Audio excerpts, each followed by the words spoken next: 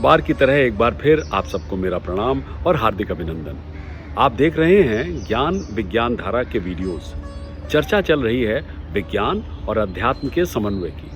पिछले एपिसोड में मैं एक कहानी शुरू करने वाला था कि बड़ा कौन है, बौद्धिक ज्ञान या आध्यात्मिक चरित्र।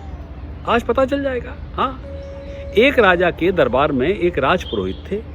अनेक विधाओं के ज्ञाता और ज्ञानी होने के कारण राज्य में वे अत्यधिक प्रतिष्ठित थे। बड़े बड़े विद्वान उनके प्रति आदर भाव रखते थे, पर राजपुरोहित को अपने बौद्धिक ज्ञान का लेश मात्र भी अहंकार नहीं था। उनका विश्वास था कि बौद्धिक ज्ञान और आध्यात्मिक चरित्र का योग ही उन्नति का सच्चा पथ है। प्रजा की बात ही क्या, स्वयं राजा भी उनका सम्मान करते थे और उनके आने पर उठकर उन्हें स्वयं आसन प्रदान करते थे।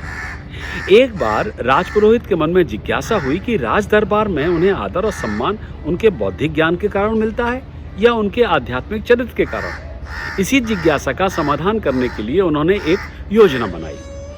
अपनी योजना के अनुसार राजपुरोहित राजा का खजाना देखने गए।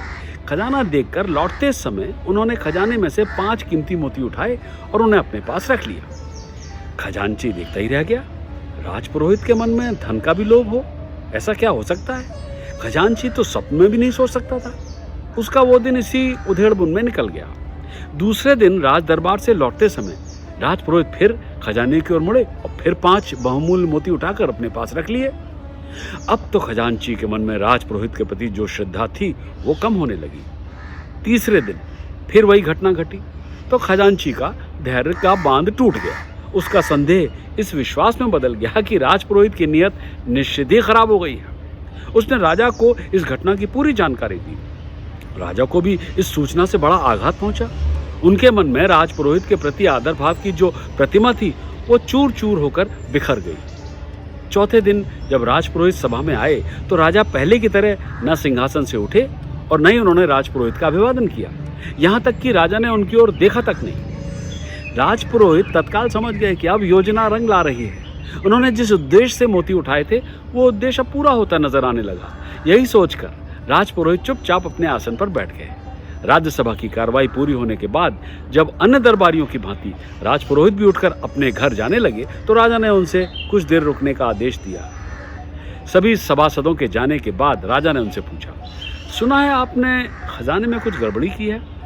इस प्रश्न में जब राजपुरोहित चुप रहे तो राजा का आक्रोश और बढ़ा। इस बार वे ऊंची आवाज में फिर बोले, क्या आपने खजाने से कुछ मोती उठाए हैं? राजपुरोहित ने मोती उठाने की बात को स्वीकार किया।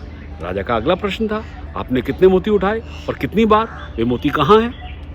राजपुरोहित ने एक पुड़िया जेब से निकाली और राजा के सामने रख दी, जिसमें कुल 15 मोती थे। राजा के मन में आक्रोश, दुख और आश्चर्य के भाव एक साथ उभर आए। राजा बोले, राजपुरोहित जी, आपने ऐसा गलत काम क्यों किया? क्या आपको अपने पद की गरिमा का लेश मात्र भी ध्यान नहीं रहा? ऐसा करते समय क्या आपको लज्जा नहीं आई? आपने ऐसा करके अपने जीवन भर की प्रतिष्ठा खो दी। आप कुछ तो बोलिए, आपने ऐसा क्यों किया? राजा की अकुलाहट और उत्सुकता देखकर राजपुरोहित ने राजा को पूरी बात विस्तार से बताई तथा प्रसन्नता प्रकट करते हुए राजा से कहा, राजन, केवल इस बात की परीक्षा लेने हेतु कि बौद्धिक ज्ञान और आध्यात्मिक चरित्र में कौन बड़ा है मैंने आपके खजाने से मोती उठाए थे। आज आध्यात्मिक चरित्र के प्रति मेरी आस्था पहले की अपेक्षा और अधिक बढ़ गई है। आपसे और आपकी प्रजा से अभी तक मुझे जो प्यार मिला है, जो सम्मान मिला है, वो सब बौद्धिक ज्ञान के कारण नहीं बल्कि मेरे आध्यात्मिक चरित्र के कारण ही था। आपके खजाने में से सबसे अधिक बहुमूल्य वस्तु सोना, चांदी या हीरा मोती नहीं बल्कि अध्यात्म और चरित्र है। कहानी खत्म। देखिए क्या सीखा हमने इस कहानी से? यही कि धन गया तो कुछ नहीं गया, स्वास्थ्य गया तो कुछ गया, अध्यात्म और चरित्र गया तो सब कुछ गया।